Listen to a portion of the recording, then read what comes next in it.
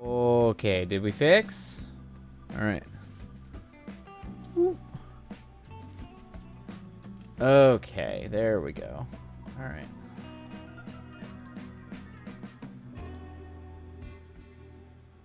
I'm wondering if the MooBot assistant was doing. I don't know. It's fine now. Like everything's under control now. I can check my processors. Everything's fine. But, whew, something was like maxing out my process. Some like weird kernel task was like 90%ing my processors and just crashed everything. And it did it twice. I'm not sure. I closed MooBot but I don't know if MooBot was the cause.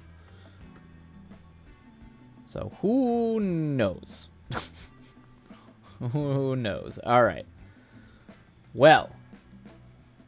Yeah, I can't imagine it was MooBot. That wouldn't make any sense. So I wonder if it's initializing something, but it shouldn't have done that at the beginning. Yeah, I'm not really sure what that was, but hopefully it doesn't do it again. And if it does, it doesn't completely just crash the whole system. Yikes. All right. Well, now that hopefully all of our technical difficulties are out of the way and everything is working, it is Saturday Night Writing Sprints is what we're here to do. So we are, if you happen to be in and working on something and not out and about on a Saturday night, feel free to join on in as we do our usual 30-minute writing sprints. So I think we're just going to go ahead and get started on that. And then in our breaks, you can hear me word vomit about about frustrations while writing a first draft of a script. So, all right. Well, all delays aside, let's go ahead and switch everything over, and we'll go ahead and get this show on the road. All right, everybody. Let's go ahead and get to writing. All right. All right. Let's move over to writing capture. Ba-bam. And away we go. See you on the other side.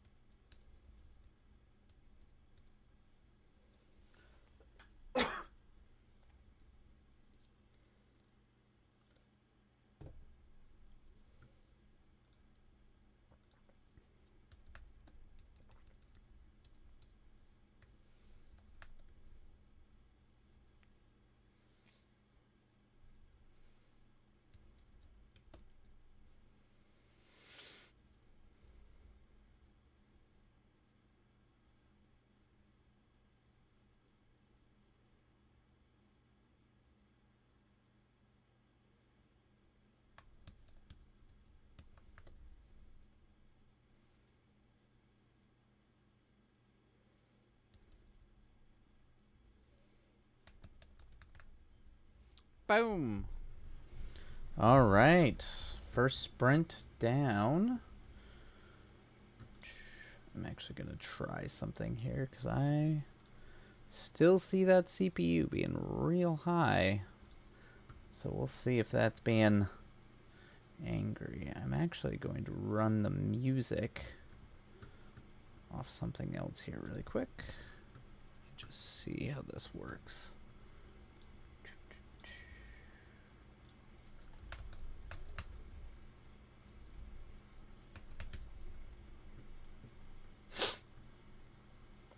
Problem solving. Oh, I need to press start. There we go.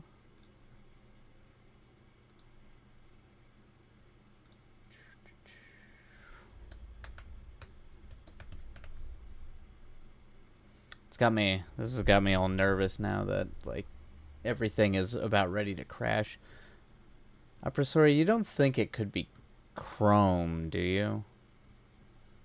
I'm kind of worried. That's the only thing that's really changed is the Chrome stuff, and I can tell when I'm going to different web pages. It's getting, there's judder going on there, which makes me nervous.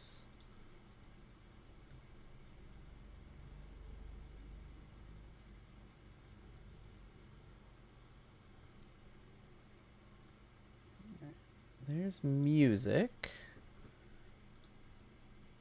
Okay. There we go. All right. Let's see. Yeah, I wish I knew if it can't possibly be OBS's just being the thing that's doing all this. Maybe it is, though. Hello, Bobicus. Welcome in. How are you tonight? This fine Saturday evening. It might be using more RAM. Yeah, it's not RAM. It's just, yeah. Goodness gracious. Yeah, it's just, it's the processor. Something's just really demanding the processor. All right. We are doing some tech troubleshooting as it's apparently something's very angry this evening, so. All right, what do we got? I finito my first draft of my first book. Well, congratulations. That's huge, Bobicus.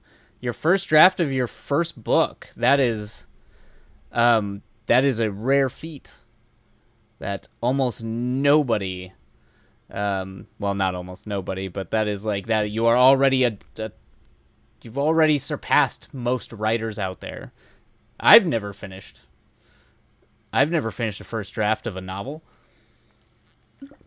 So well done and congratulations on that.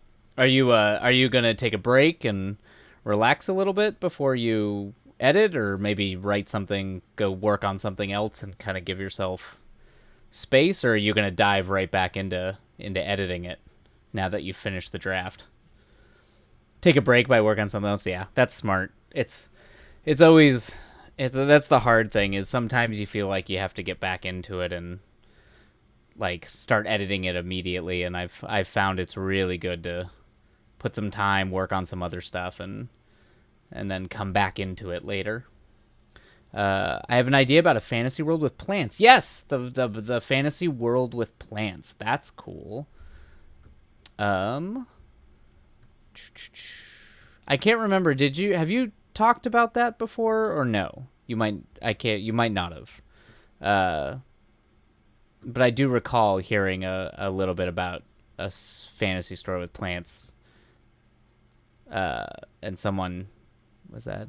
Yes. Yeah. I think you did. You gave me the back. Yeah, the plants. It was like the political. Yep, the Satian crops. Yeah, I love this. Yeah, this was the I remember you dropping this in here. Yeah, I love this idea. Yep. I'm very excited for that. So I'm glad you finished your other one, at least the draft of it, before moving on to this one. But I'm very excited. Hopefully the writing goes well on that, because I think that's that's a good enough idea that I'd really like to. I want to read that. It's just cool. The idea of like plants and having like this sort of like economic thriller, but with like plant creatures. I don't know. It's really cool. I love the idea. I'm looking into the Protestant Reformation, the 30 Years' War for Inspo. Awesome, awesome. That's a I can see why the Protestant Reformation is going to give you a lot of goodies, and so will the 30 Years' War too. But in terms of just like really digging into particularly like factions, all the weird factions that were kind of like around that time and like turning inwards and fighting each other. Uh, is that a do you I mean, that's something I personally do is I try to find like real world allegories if I'm trying to do something sort of high concept like fantasy or sci-fi or something like that. Um, but is that something you usually do? Is kind of dig into a sort of historical event? History oftentimes can be. I think someone once told I remember some interview with some author where they were like Game of Thrones is nothing compared to like just read history. you know, it's nothing beats actual history when it comes to just the insane shit people get up to.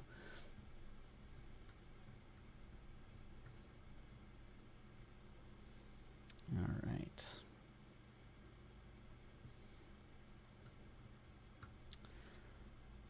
All right, we'll see. I like to pick a few things from history and shove them in, shove them into my novel. Like, I have the Martins de Bruges in my novel right now. Awesome. Okay. Yep. Yep.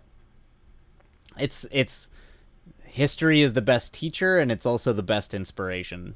Oftentimes, um, I definitely get a lot of, I get a lot of. I was really into. I get very into like cults and stuff like that, or like conspiracy theory cults. So I like to go back into history and like particularly like the like 19th century and early 20th century of history of like weird underground cults and like all that kind of stuff. You get there's some wild stuff out there. You almost don't even need to make anything up. It's just so crazy. Some of the things those guys got up to, like the crazy Illuminati guys in the 60s that were just like kind of making fun of conspiracy theorists, and then it became like an actual conspiracy theory. It's just wild stuff. Um, which is when a militia of a town just murdered a garrison that was harassing the town. Nice. And then won the battle against the Royal French army that came to punish them for doing so. Oh, not yep. And the fact that they won is huge. Um, God, that's. uh, oh, I think there's a really funny story from history about Napoleon the Third, like trying to invade a garrison, and they were all just really, really drunk, and they got arrested, and they're like, we're gonna take you over," and the French guards were like, "What? Like, no, you're not," and they actually did. I mean, it didn't last very long. I just find it funny that the French didn't believe them. So like, we're just like, these guys are just drunk to the point where they actually did take over a garrison on just through the how flabbergasted the French officers were that someone would do that. And then they couldn't kill him because they're like, he's like Napoleon's grandkid, so we'll just kick him out of the country. I don't know, funny stuff. That's cool. Yep.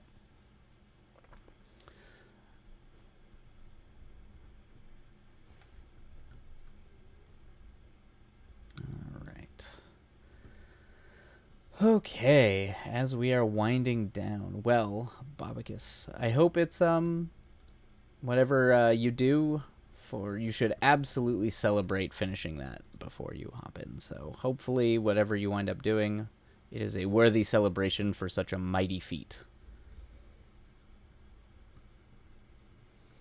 And we're about getting ready here for a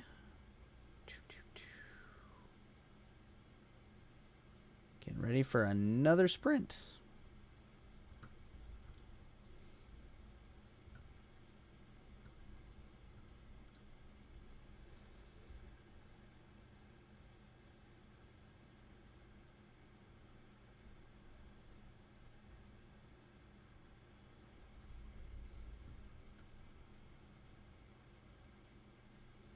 Bum, bum, bum.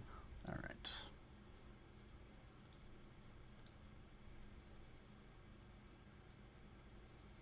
I mean, bitrate's holding steady. It's just this nonsense processor stuff.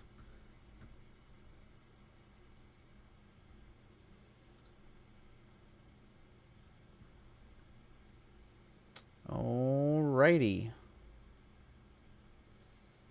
Looks like we're about ready to get back to it. So if you are writing along, everybody, we are starting sprint number 2. But feel free to write along. And yeah, and of course, Bobicus, if you are celebrating, celebrate mightily for such a feat. All right. And away we go, everybody. We'll see you on the other side. Happy writing.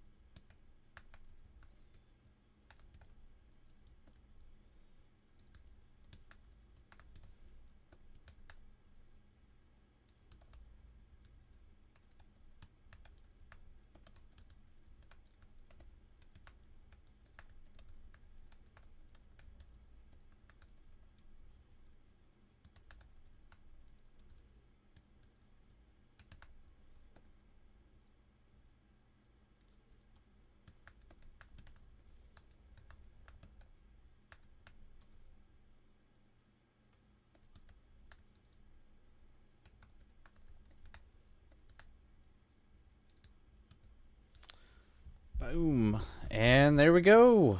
Writing sprint number 2 is down. I hope that was good for everybody. If you're writing along or working along, it's being productive.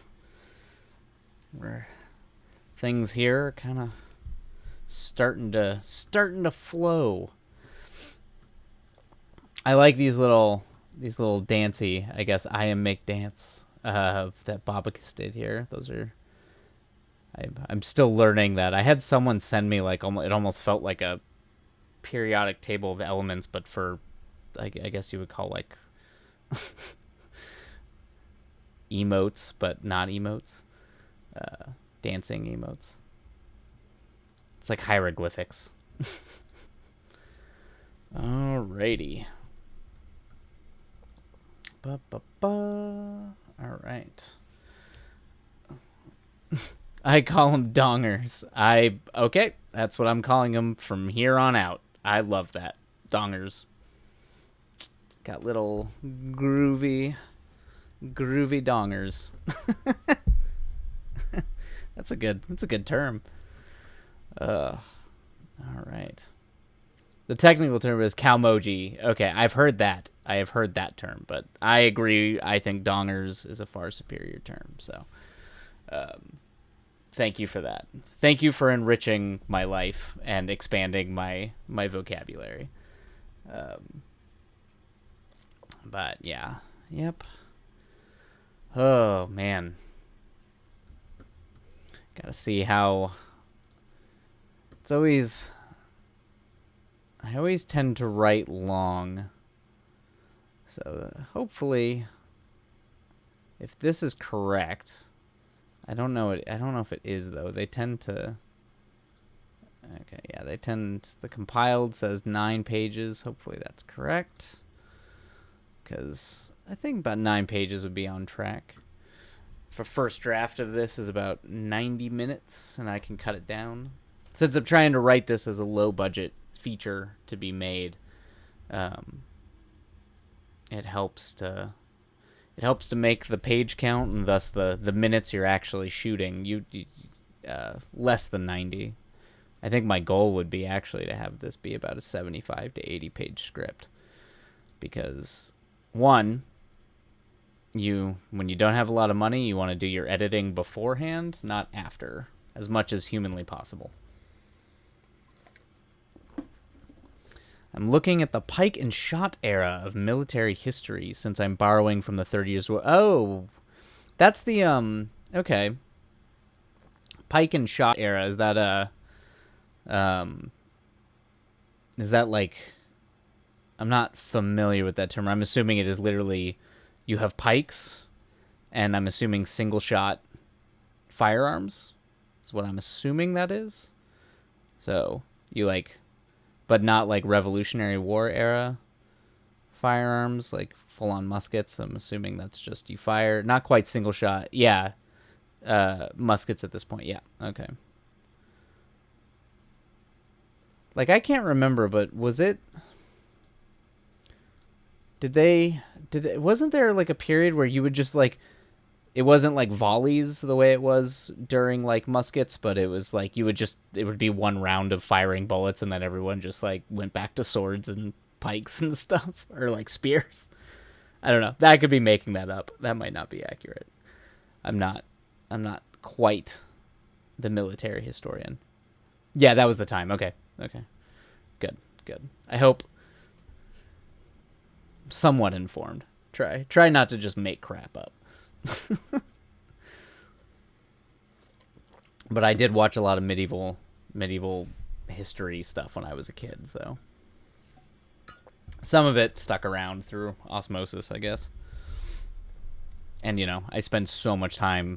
My military history at this point comes almost exclusively from like tabletop RPGs, so and that's never, not particularly known for being historically accurate unless you're playing like a very specific game, but definitely not fantasy RPGs.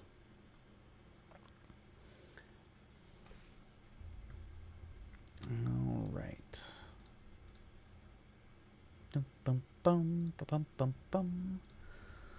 Alrighty. So far, so good. Actually, slowly making decent Oi, Zell! Welcome. It's good to see you. I was for sure thinking you were going to say History Channel Lost Relic of the Nazis for your military. My history is exclusively Indiana Jones. It's exclusively just, all the weird cult stuff the Nazis were trying to find. Mm-hmm. I mean, that's definitely the most interesting stuff. Like the what was it? What were they called? The Thule Society. Yeah, like the really weird, like the ones that like even like the rest of the Nazis were like, yeah, those guys are weird. those guys are a little crazy. Just all into that, all into those religious, all into the bizarre religious relics that they thought.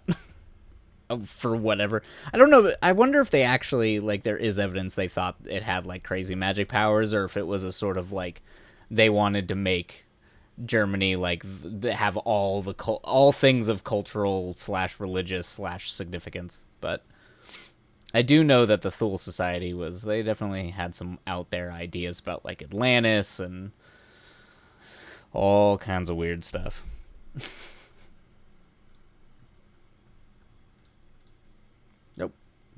What just happened there? Oh no.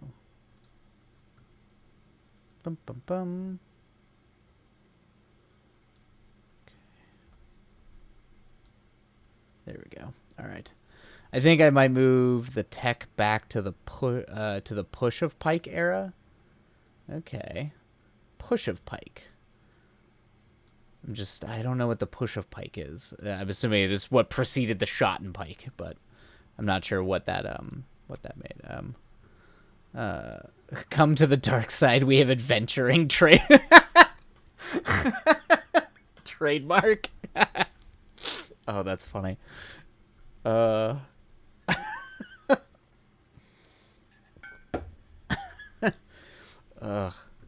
don't know why that. I don't know why that made me think of the terrible old South Park episode about Super Adventure Club. Like, we've got adventuring, come adventure. You're like, wait, what is this? What is this about? This is kind of weird, guys. I don't think I'm into this.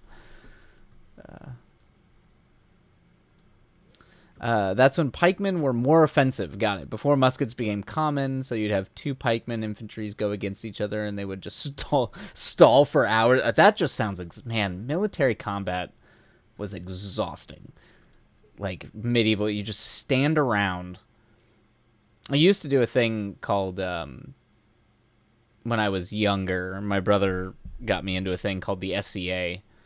I think it was like the Society for Creative Anachronism, but it was essentially like Ren Fair, but you actually did go out and do like big scale combats, and instead of like actual swords and stuff, you would make swords, pikes, spears out of rattan, which is like bamboo but not hollow, and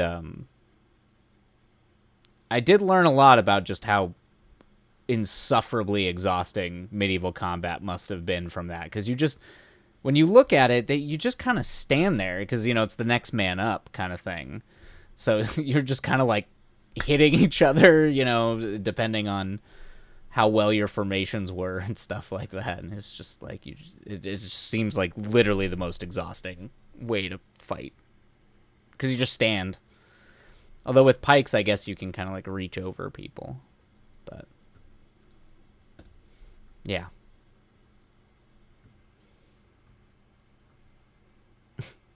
I think during the push of Pike era, more well-trained armies were actually better at not pushing forward the rest of the line forward into the... Oh, well, yeah. I mean, that would make sense. You're just going to get the people in front of you killed doing that. So, trying to, like, butt it, like... Yeah, it was an odd... Yeah, odd... No war is good war, but man, the ways we fought wars just perpetually, and even in mechanized warfare like World War I, it kind of is the same thing. You're just so much bloodshed in trench warfare for like literally like 2 meters.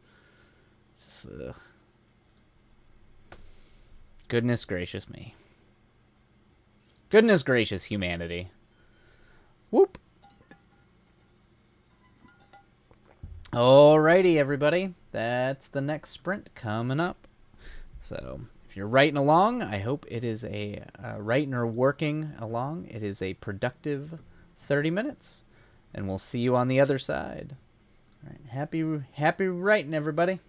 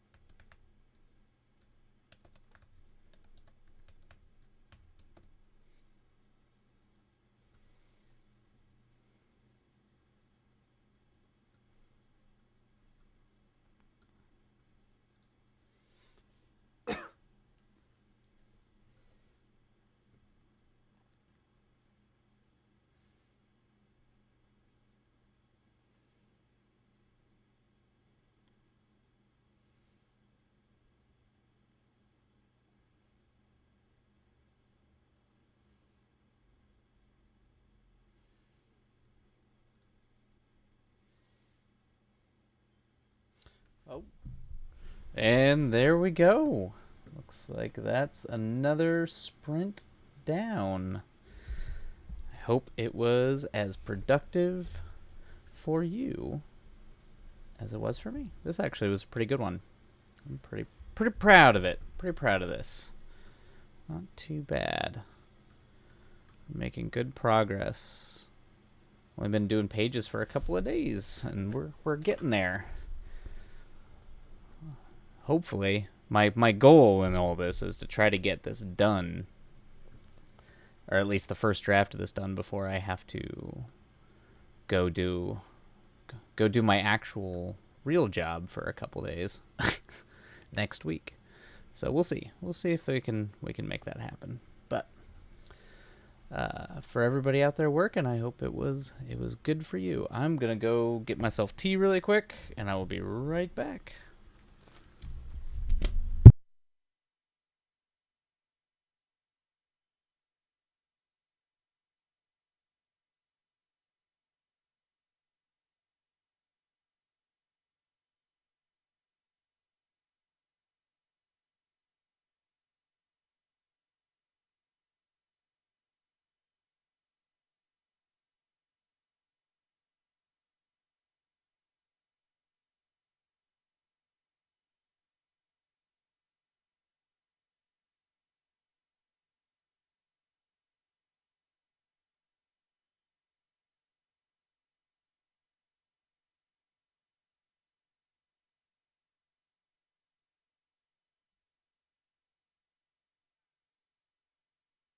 Wow, there we go. Good work.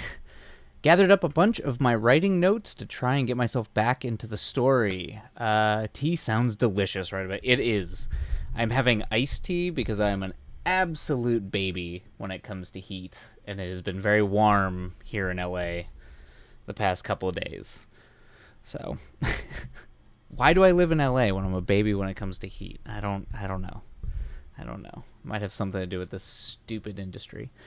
But that's great. Getting all your notes and trying to get back into the story. It's, I don't know if you've had a break between writing. I despise the heat as well. Yeah. Oh, and you are, I believe, in Texas, right? So and depending on where you are in Texas, it can be humid, humider than just the worst. Yeah, dry heat or humidity, I feel like, is all you get in Texas. It's not my friend. Nope. No, it is not. It is not. I grew up in Arizona, so I spent 18 years of my life in the heat, and I ran to the mountains for 5 years after that, and lived in Colorado just to try to get away from the heat. But it's, of course, I'm back here in I guess the coastal desert. But that's great. Yeah, I don't know if you had a break, but or if you're just trying to resituate yourself to get back into your narrative. Well, last you were on. You said you had sent out your first couple chapters, I believe, right, to your writing group. This is a story I'm pretty passionate about, and I put about 18K words into it. Oh, congrats! That's a lot. That's a lot of words. Until I was given some particularly particularly scathing criticism from a writing group, so I shelved it for a bit. That wasn't this last writer group, was it? Was this before that, or was it the last submission? Oh, no, okay. So yeah, it was shelved for a little bit. Okay. Yeah. Okay, 6 months. Yeah. That's oof, scathing. That sounds yikes. That's I hope it was constructive and not just I'm sure, I hope it wasn't mean-spirited or anything like that. That's a real drag if it was, but I can't imagine. Not really. Okay, that's good. But you're picking that one back up. You don't think it was mean-spirited, yeah. Well, it's good that you're picking it back up. Do you kind of have an idea of how you're gonna, I guess, address that, or kind of what you want to do differently? Because if believe me, if a work that's passionate, that you're passionate about, is going to be better than something that you're not, or just kind of doing. So it's already probably going to be a better story just because you're passionate about it.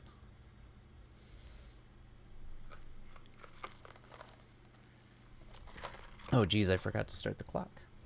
The break clock. There we go. One of the questions I asked my workshop this time around has to do with their criticism, which is basically that I was invalidating the... Oh, my God. That you were invalidating the mental health community. That's a pretty broad... That's broad. I don't know if... I will see if the consensus is that I have indeed done that. Okay, yeah. That's yeah. This time around has to do with it. Yeah. Yes, I think that's a good thing to get clarification on. That is a sweeping criticism, and I think I find that hard to imagine, to just completely invalidate the mental health community. I don't know about that, but I haven't read it, so I'm gonna be. I just feel like it's very rare for one of those like sort of broad-reaching sort of general criticisms to actually be true. There might be a hint of truth or a grain of truth that can be addressed subtly or like in a very particular instance that can kind of solve that, but that more seems like they're, unless the whole broad arcing thesis like the entire like theme of the story is invalidating the mental health community. I doubt that's... I don't know. Maybe I'm being the sideline cheerleader, but I'm gonna go ahead and call bullshit. We'll see. Based on nothing other than what you've said, but I'm gonna call bullshit.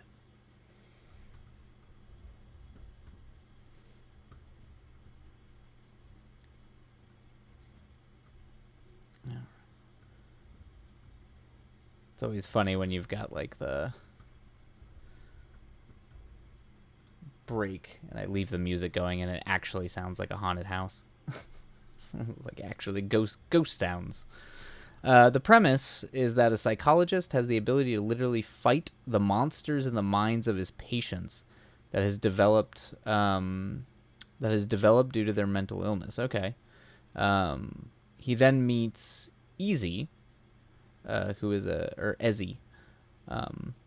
Oh, good. I'm glad you love the music. Thank you. This is my jam. It's a cryo chamber radio, so it's all ambient. So usually when I do my first drafts, I like to write to just mood music with not a lot of like no lyrics or anything, and then I go back and pick out particular songs when I'm working on revised drafts. But I need the mood, the sort of tone of the thing to get me in.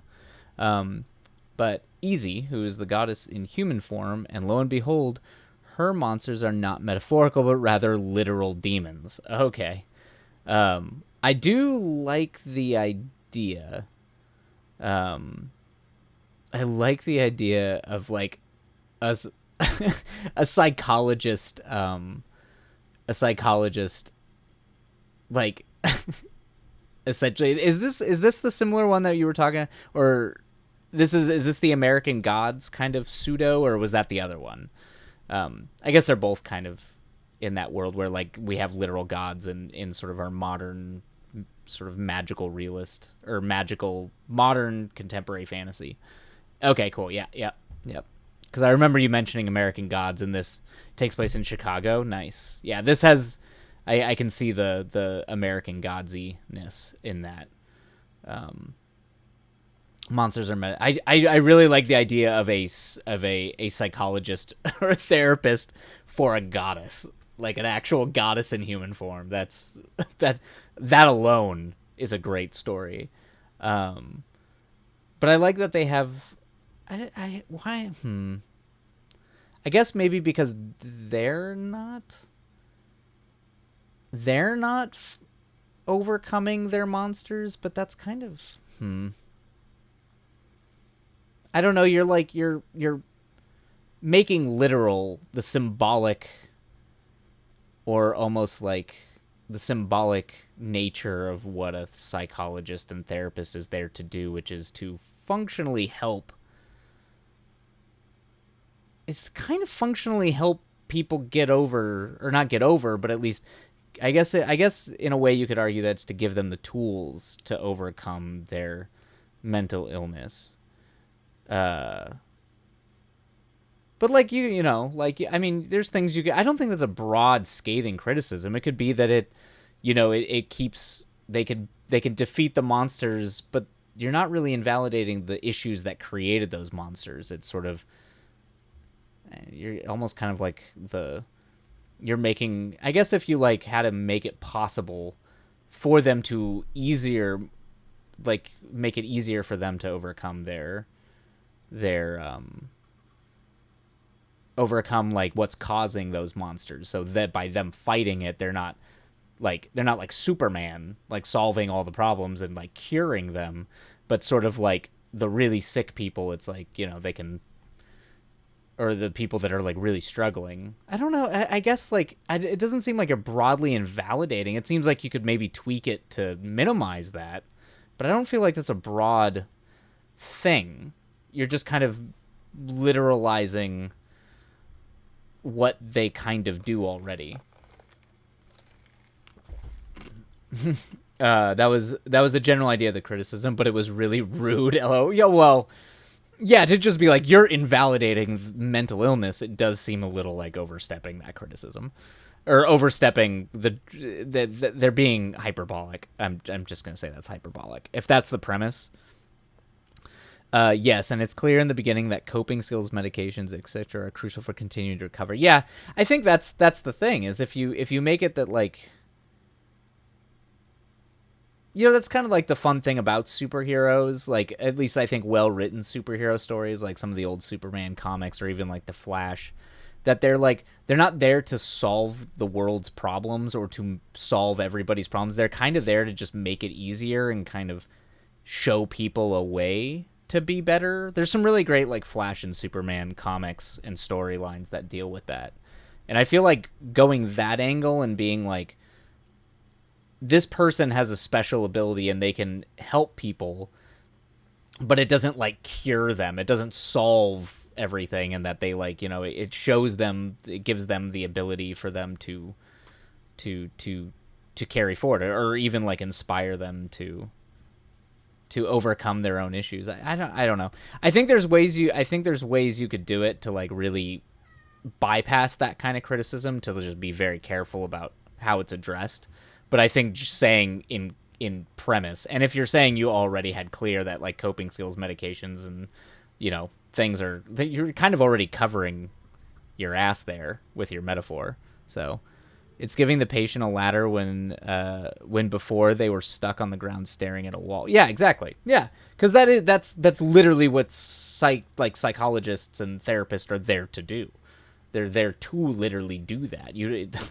They're there. You're just, all you're doing is creating a symbolic sort of fantasy expression of that, which I think is cool. I think it's actually really cool that you're making a kind of superhero / magical person that is, you're creating an exciting version to be like, hey, yeah, see a therapist, see a psychologist if you're having problems. Oh my goodness, Sucker Punch. Oh yes, that's the Zack Snyder movie. I remember that I haven't seen it since it came out. I believe it's the one he did right after he did Watchmen. I can't remember. No, well, actually, I think it is the one he did right after he did the Watchmen adaptation. Okay, I fucking love that film for some reason. Okay. So I will go ahead and say that I do not think that it is a good film, but I do love that you love that film. It is a take Because I see. I think I know why you brought that up, because that has to do with, like, these people fighting their way out of essentially a mental institution. It's fine, dude. Hey, love it. Like, I love plenty of things that I know are trash, like complete and utter garbage. That I just, it brings light to something inside me, and embrace. If you love it, then there is a good reason that you love it. 100%. I should probably rewatch it. I remember I had like a massive crush on oh, she was in Saved. But she's in Sucker Punch too. Is it Jenna Malone? Is that her name? I don't know. She was one of the characters in that, but I remember going to see it just literally exclusively because yeah, Jenna Malone, yeah. Yeah, it literally was just like, I'm gonna go. It's Zack Snyder. It's an action movie, and I have kind of a crush on you, so I'll go see it. Yep, Hunger Games. She was also. I mean, she's in a ton of stuff. She plays. I think she's in Paul Thomas Anderson's Inherent Vice, and yeah, she's been in a ton of stuff. I just always knew her from Saved because that was the first film I ever saw her in, and I grew up around, at least adjacent to the I don't know if you've ever seen Saved, but those types of people. that kind of like crazy Christian community kind of stuff. But anyway, gotta love it. All right, so we are.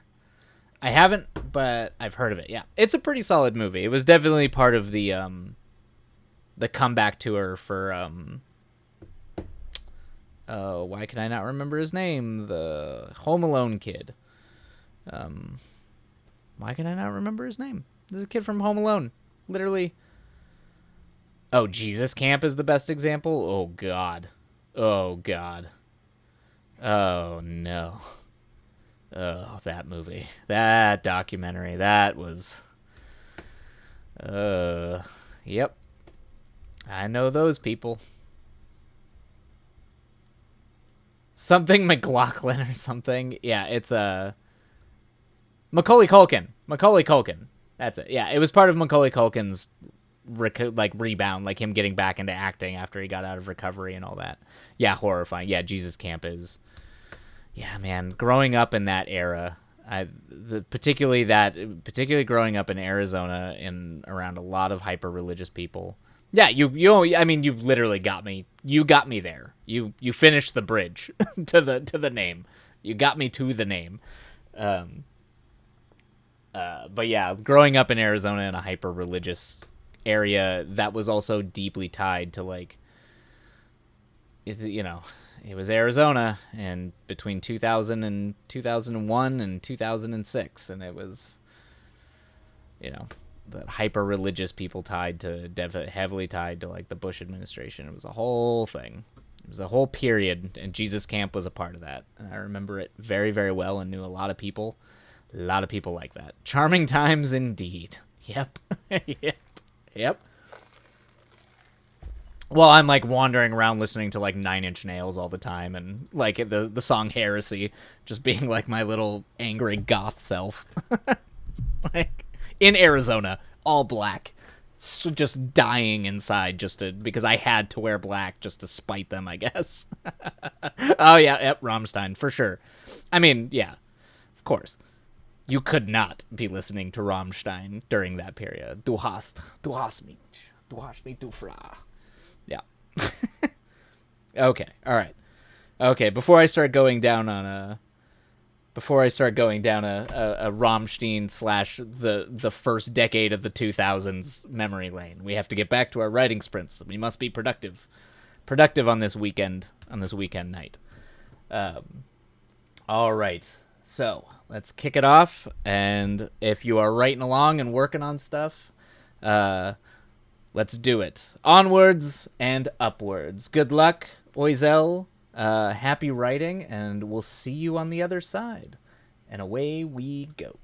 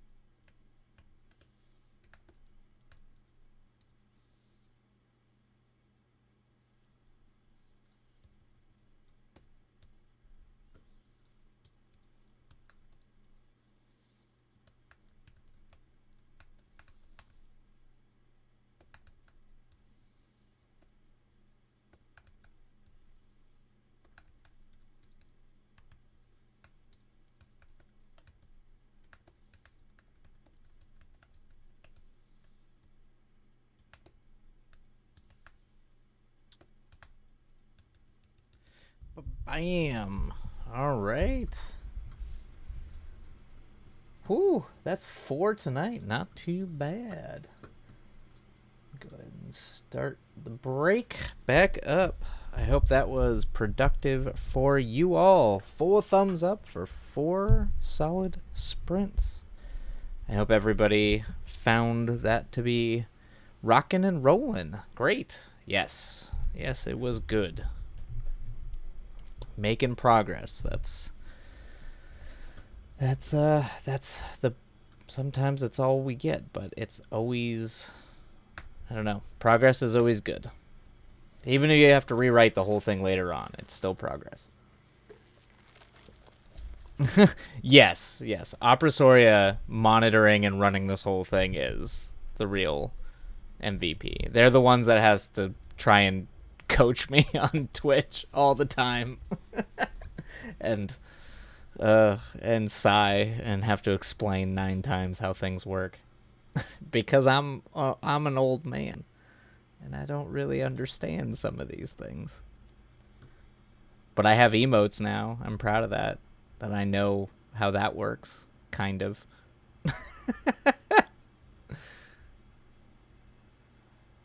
Coffee once a bit lit. Yep. Yep. Saluti. Yep. Just, Oprasoria is the foundation. It's the upon which all this has been built. And without would crumble. Just crumble into despair. Ah, man. Ugh. All right. Such accolades. Oh, yes. And they deserve it, too. They certainly deserve it, but... Oh, man. Oh, yeah. Yeah, it for whatever reason, it does that. I'm not sure why. I think it's like every 4. Yeah. No, I'll probably stop it at 15 and just skip it to the next writing sprint. For every 4, I think, for whatever reason, this program, like, defaults, like, you should take a longer break after 4 sprints. The real Pomo method. Yeah. Yep. Yes. Yeah. I don't usually take the full 25-minute.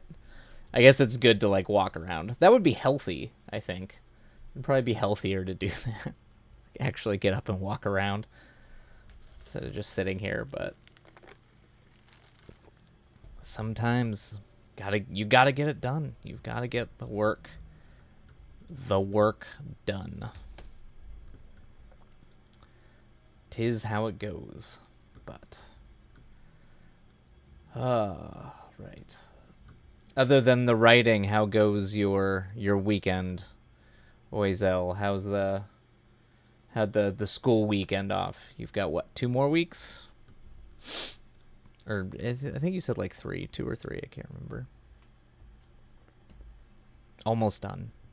Almost done grading all those little shits papers. So mean. Such a mean way to put it.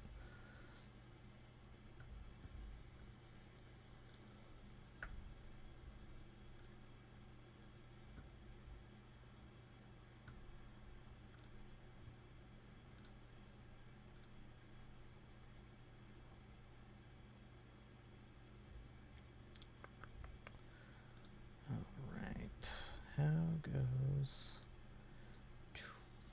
It was a productive day today. I graded some essays, all right, commented on reading responses, etc.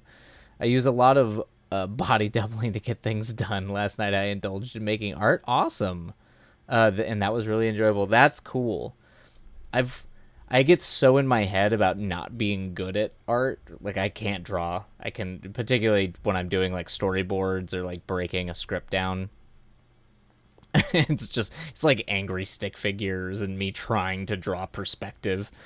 So I art is something I'd like to do more of, but I get so in my, and it's probably because I spend a lot of time around real artists, like people who are really talented, that I just get in my head and I'm like, no, I can't paint, I can't draw. But yeah, Do mixed media. Oh, that's cool. I do mixed media art that's inherently messy and wild. See, that's fun, and you just get to be expressive and do it.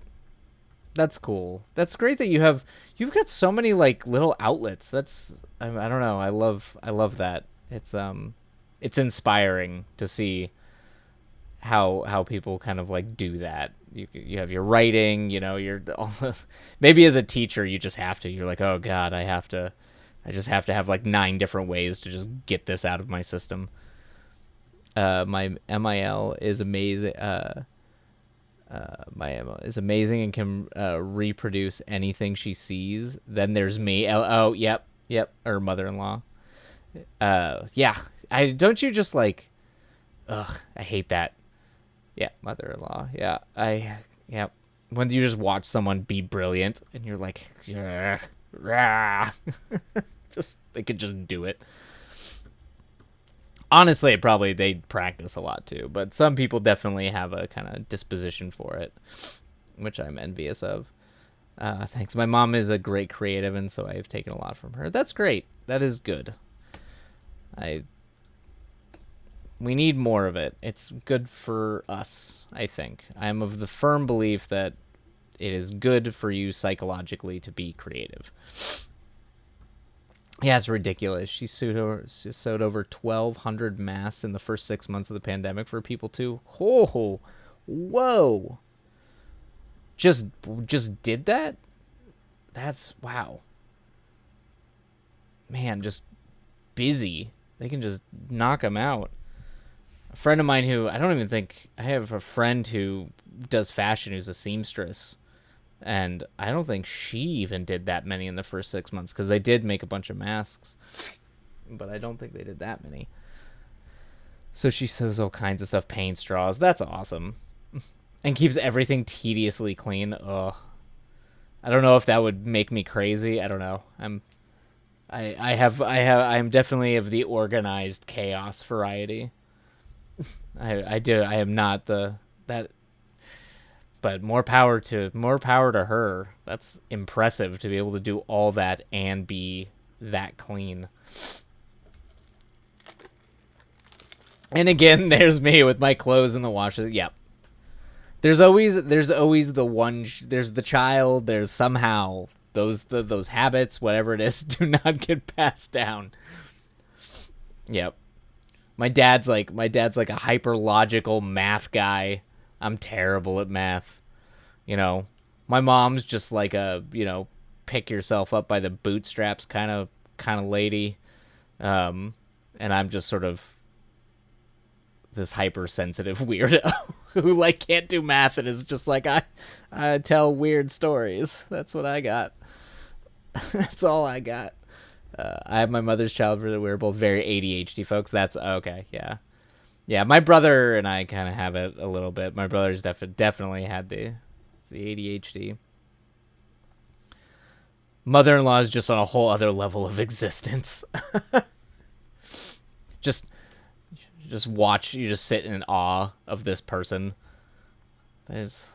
Sometimes you meet them old timers and they can. I don't know. You kind of wonder how does life create someone like that who can just do all those things and be perfect all the time?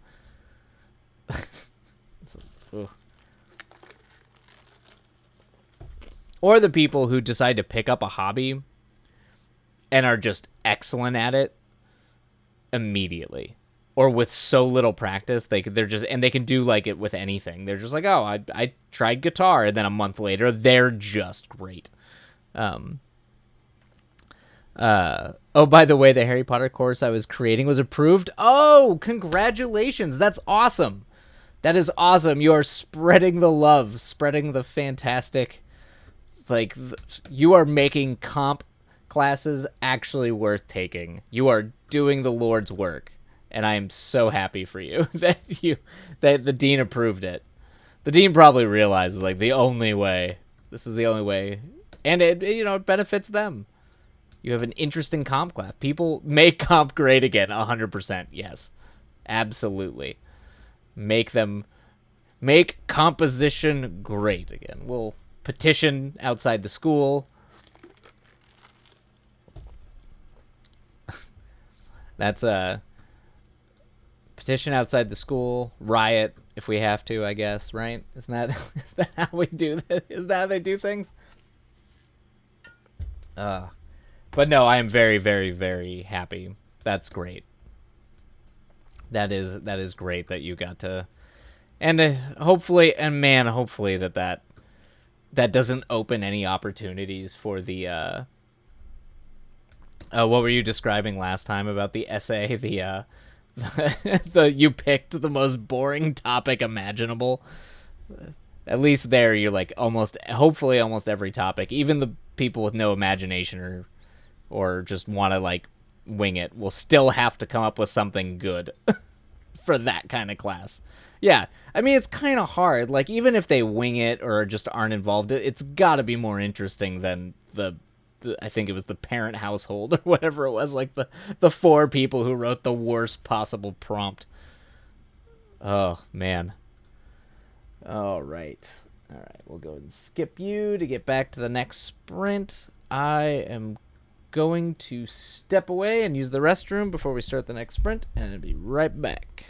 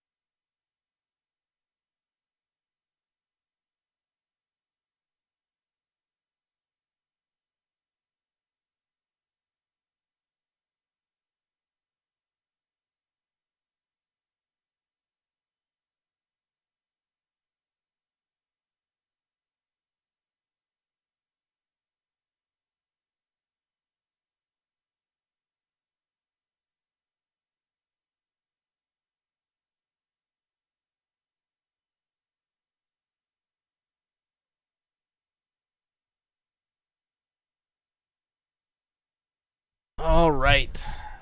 Perfect. Okay. Another writing sprint. Don't tell anybody, but I totally have chocolate covered raisins here. I've snuck sweets into the office.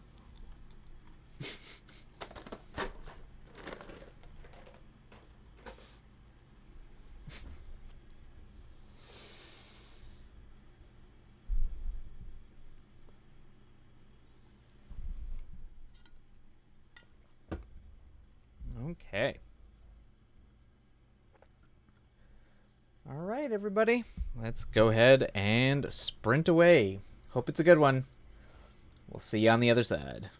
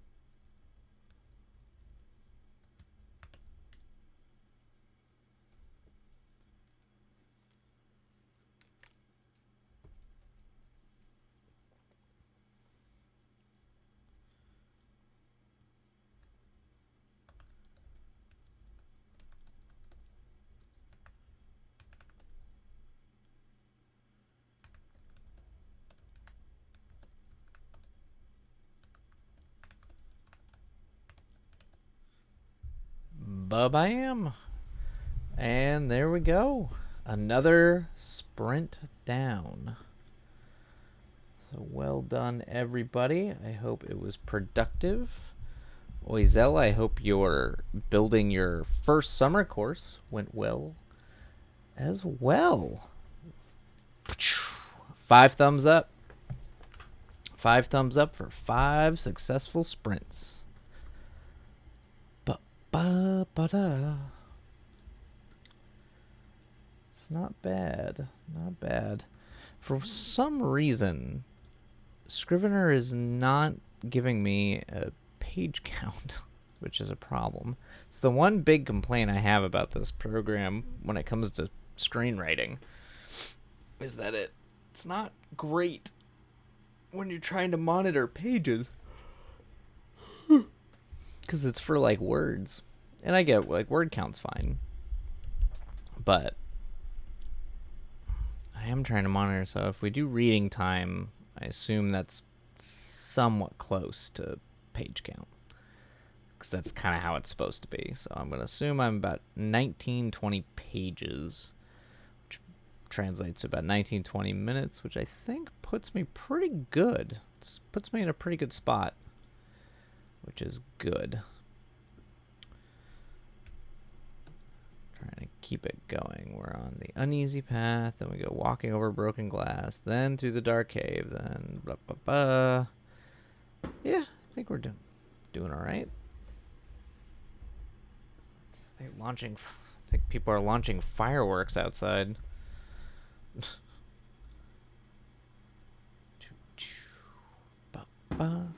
Oh, yep, they are totally launching fireworks outside. Wait, I'm gonna go take a peek. I wonder if I can see where they're doing it.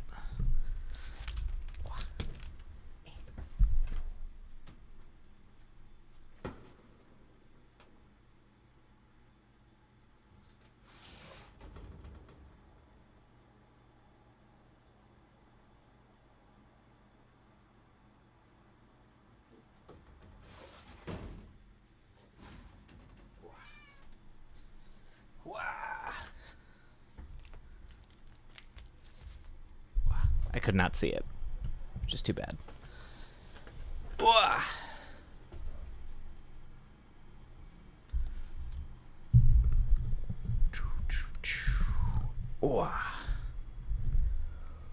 Oh, stretch. All right. Definitely, we'll see how. Hopefully, building the dread I'm building up in this is gonna pay off. I always worry I'm too slow getting into, all these kids today. They need all their scares to happen immediately or they get bored. They don't care about things like character.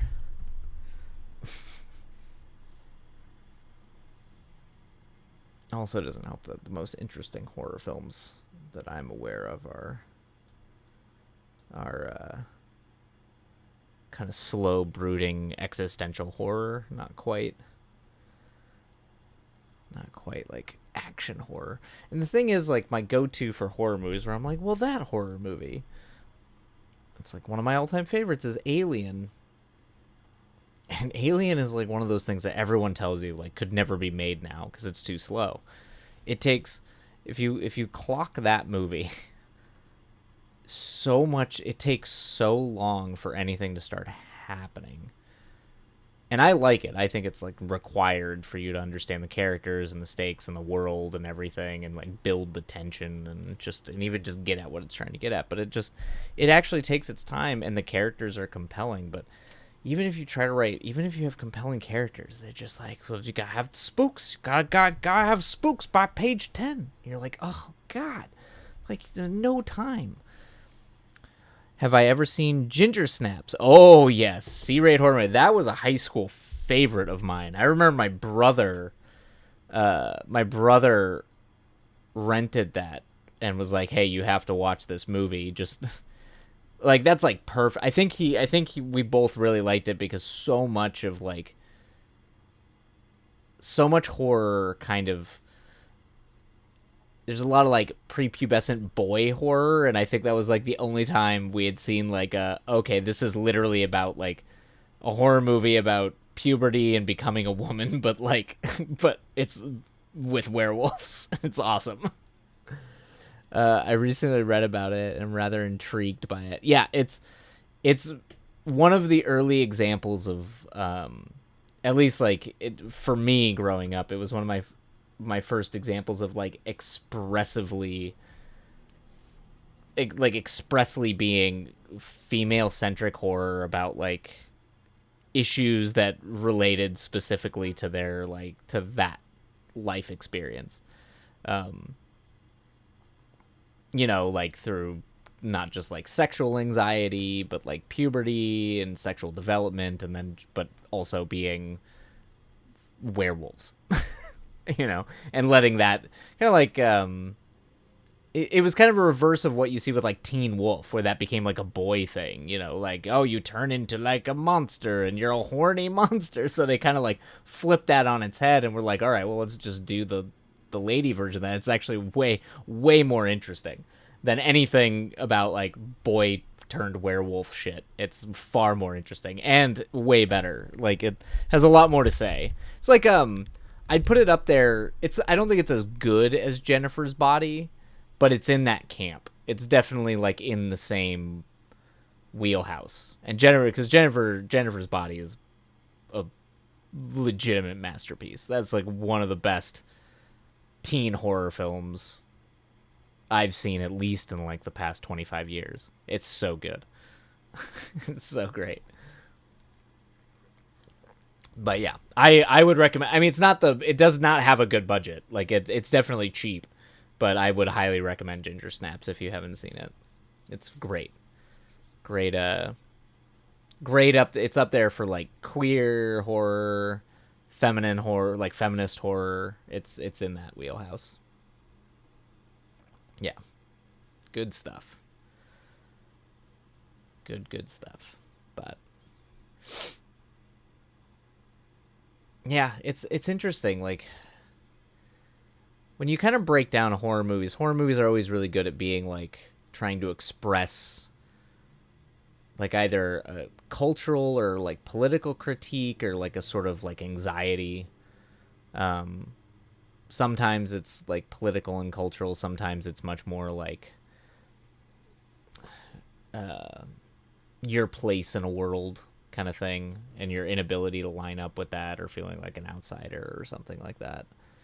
Or about class, like vampires tend to be about class. But like that was the thing that I always loved about Alien is aliens seem to like weave everything. Like everything you wanted a great horror movie to be is an Alien. It's a critique of like corporate capitalism, technology, like blue collar. It's like just blue collar guys being used by like these evil mega like military megacorps. And then it has like on top of that this sort of like the Lovecraftian cosmic horror of like, oh, you open the tomb. It's literally opening a tomb in space. And then you get the psychosexual elements of it, the sort of like infestation, violation. Like it has like everything a great horror movie has. It's like, mwah, it's perfect. Also one of the best design films ever made. It was mentioned in a collection of essays by Alice Boland discussing the culture of dead girls and the dominance of the female form and appearance by men. Okay, I need to read that.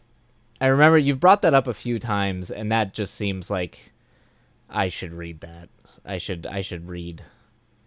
I have a few things on horror, specifically on like cultural obsession with types of horror, specifically the objectification of women, since that's a big theme in a lot of horror. But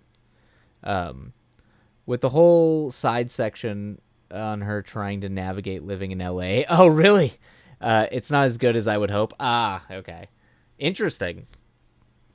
I didn't know, but she talks rather in depth about Ginger Snaps. Okay. I would assume they would, or she would for sure.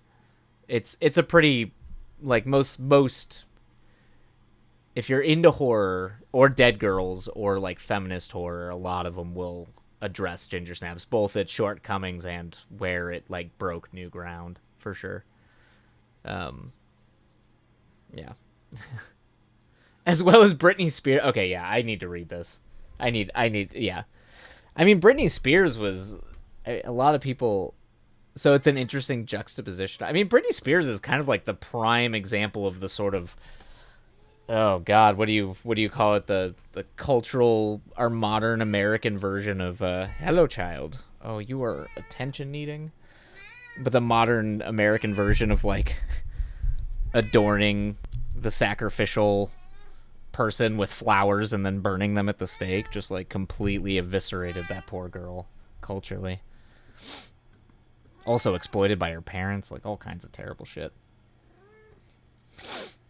But I absolutely, I think I'm gonna have to read the Bolin dead girl thing. That it just sounds too good to pass up. And probably has a lot of. It sounds like it's got a lot of really good points.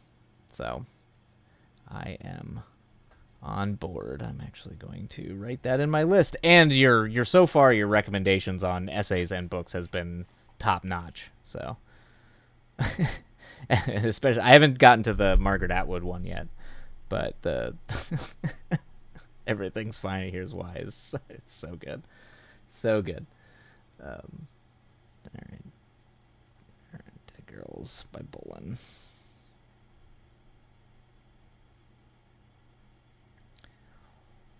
Alrighty. It's a good read. It was just not one. It was just not what was promised. I think. Gotcha. Okay. She mentions Joan Didion over 50 times in the book. I've just recently gotten. I've always known of Joan Didion.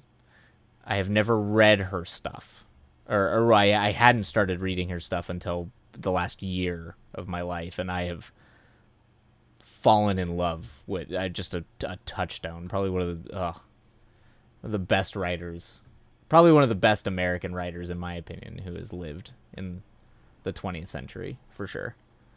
And it's terrible too because apparently, as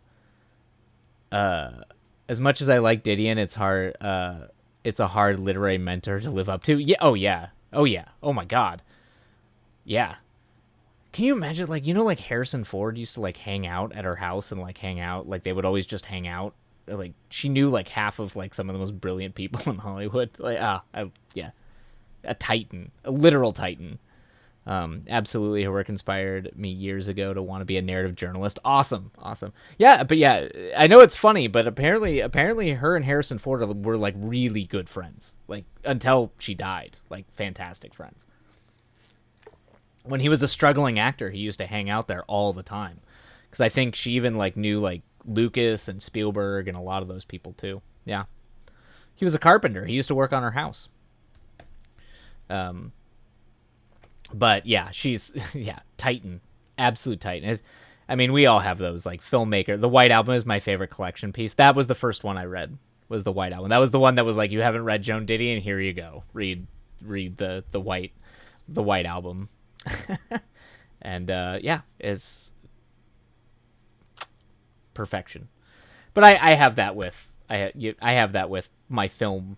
There's so many people. There's Edward Yang, a Taiwanese filmmaker. You sit back there and you're like, I'll never make a film. I'll never be that good. That's just it's someone you literally just, how do you live up to that? I mean, when I was younger, obviously I had that feeling about Kubrick, but any of them. I mean, any of the titans of Bergman, Ozu, all those guys. And I've most recently, my most recent film obsession, which is Tar, I'm having that. Even though that man has only made like 3 films. Or even like, I mean, shit, like Jane Campion, Claire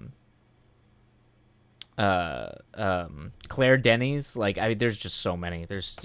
You see all these great, the greatest filmmakers who've ever lived. And you're just like, oh, but yeah. I know it's, don't chase your titans. Just be yourself. Be the best you. You don't need to chase or try to reach the peaks of your you never will. Even if everyone thinks you're better or as good as them, I doubt you will ever. I doubt Joan Didion ever thought she was as great as her greatest influences. I just feel like that's a fundamental truth of being an artist. You're always going to be chasing that peak, or the people who came before you that inspired you to do what you do. I don't know filmmakers, but whomever made District 9 should have won an award if they didn't already. I think they did. They didn't win Best Director or Best Picture. That is one of the filmmakers. His name is Neil Blomkamp. And now, because he came from South Africa, so he was obviously making a film about apartheid, and specifically, South African apartheid. And it's one of the best. But the problem with him is he made a masterpiece of a film, because I think District 9 is one of the best movies to come out in the last 20, 30, 40 years. But everything he's made since then has been terrible. So I feel bad, but I think he just that was his thing. That was your story. That was it. And he made it perfect. I mean, and it's perfect. It's that's the curse of making a perfect film for your first film. Because then after that he did I think he did Elysium after that with Matt Damon, and then he did Chappie, and then he did he was always trying to do Halo, a bunch of the Halo stuff, and then I think he was supposed to do some Aliens reboots, but those all fell through. But almost everything I've seen, and the most recent film, he made a movie during COVID that I heard wasn't good, but I haven't seen it. Oh, you liked? Oh, well, hey, if you liked him, you might, then you like it. Yeah, I wasn't a fan of Elysium or Chappie, but I love District 9. M. Night Shyamalan after The Sixth Sense. Yes. I actually am a little bit of a grump about The Sixth Sense. I don't like The Sixth Sense that much, but I'm a grump, so it's totally fine. But yes, I just don't think Shyamalan has ever made anything good at all. I think he came the closest with Signs. He came, and he still managed to bungle that up and ruin it. He still managed to just take all the goodwill and just destroyed it at the end of that movie. And I was just I hate you. Why? But Signed as a Kid, there's some of the best scares he's ever had are in that movie. I haven't seen it 20 years though. I mean, it is thematically, it's concise. It's obviously a movie about faith. It's thematically very on point. It narratively reinforces its theme really well.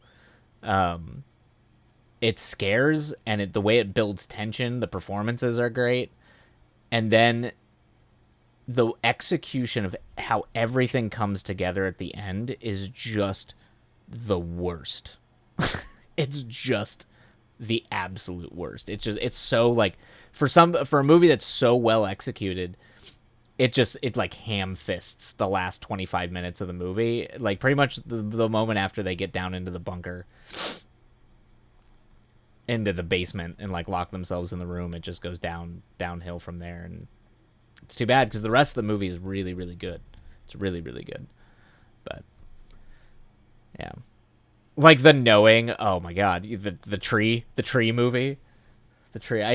I watch Riff Tracks, which are the Mystery Science Theater guys, and I remember I remember they did a whole thing where they did a commentary for The Knowing, and it just murders me.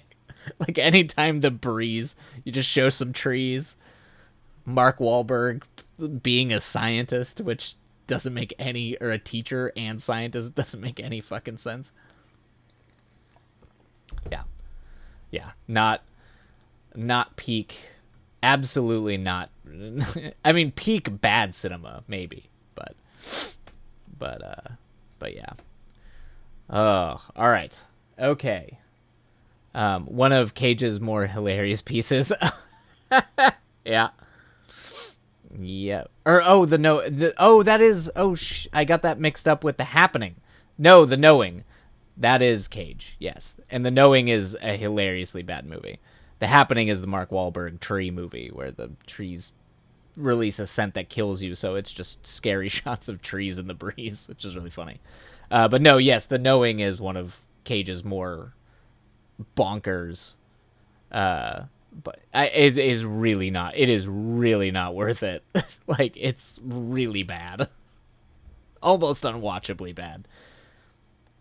Almost like, yeah. That sounds like an excellent terrible movie. Yeah, a really good excellent terrible movie that he did is Old, where I am now convinced M. Night Shyamalan is just terrified of old people. Like, I think he's legitimately freaked out by old people, because he's made 2 movies now, Old, and then he made that beach movie where everybody like ages super fast, and like he hyper fixates on like the aging process and how gross being old is. It's really weird. It's a really bizarre obsession. I don't understand it. Like, it's like demonizing old people. It's really bizarre. So anyway, that's my thoughts on the recent M. Night Shyamalan outings. Really bizarre. Yeah, I mean, The Knowing is any Cage where Cage cranks it to 11 and it's not a good movie are always going to be top tier terrible movies, because Cage just brings it every time, and it's great to watch him. Even when he was in that stupid Left Behind movie, the not Kirk Cameron made for TV one, but the like official Hollywood version of Left Behind. Even that, it's fun to watch Nicolas Cage just be an insane, hyper, like, suddenly found God pilot. It's insane. That's because he plays the same character every time. He does, which is always him imitating, apparently, his father. He started it with Vampire's Kiss, but apparently he always has this weird affectation where he's, like, making fun of, like, wealthy people or, like, bohemians. And he does it in like every movie, and it's like, and he always says like, it's because my dad. I'm making fun of the way my dad talks, and I'm like, I guarantee you, your dad does not talk that way. You're just doing an insane voice. You're just doing a crazy voice.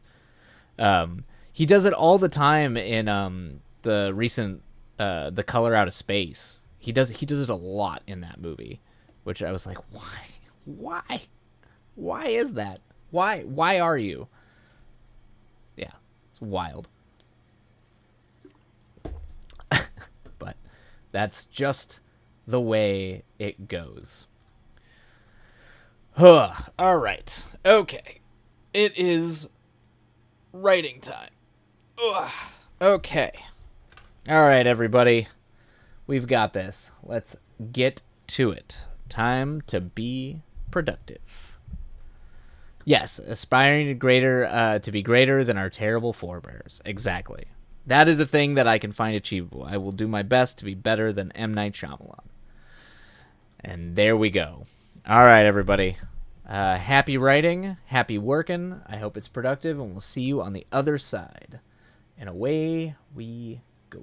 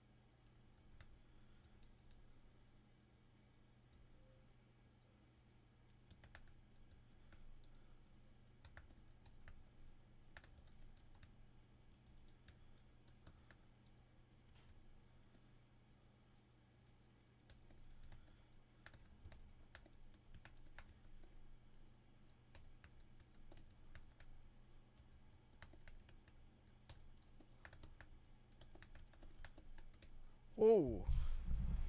That one snuck up on me. How about that? Whew. There we go. Another sprint down. How about that? Man, that one like actually kind of flew by. It might also be that I'm delirious now. It is also starting to get late. What is that, 6? 6 sprints tonight. Well done. I hope that was a fantastic sprint for you, Opera Soria, as well as you, Oizel. I hope it was a good old sprint. But I think, as far as the sprints go, I think I, Impaired or Wildlight, am going to call it a night. In terms of writing, at least, I think it is. I do have to be up moderate early in the morning. But I think this was good. 6 sprints is solid. Got a lot of work done. Got a lot of pages done. Y'all did good work tonight. We hit it. We hit it hard. I hope yours was I'm sure you got plenty done too. You're like working on all kinds of stuff. Both fun and tedious, it sounds like, but we did the work, and that's what counts. By doing the work, we come closer to the giants that we chase. Just fitting around, or just fitting around like I tend to do. Yes, it is. Yep. So that's I envy your ability to do that. It's I do struggle sometimes being able to hop from thing to thing. For some reason, just with writing, I can do it with a lot of other things. But I get so like wrapped up in trying to get into the heads of like the voices of the characters and that for whatever reason, if I'm trying to hop between things, it just doesn't work. Don't know why. I'm all over the place in every other facet of my life. But all right. Well, I think just shy of midnight Pacific. I think I am going to call it a night, but as always, Oizel, it is an absolute honor and pleasure to have you chatting and working alongside. You are a wonderful person, great taste in literature and essays, and it's always a blast having you. So thank you very much for being here. We love you, and Opera Soria, you make my life. You fulfill my life and make me not fall apart on Twitch. So thank you. But you all have a wonderful night. I'll be on tomorrow, Monday, Tuesday, and then I have to go to San Diego for work on Wednesday. So I'll be off for a few nights while I'm working in San Diego. But until then, I hope to see you. And yeah, keep on writing, keep on working, and keeping the dream alive. Have a great night, and take care.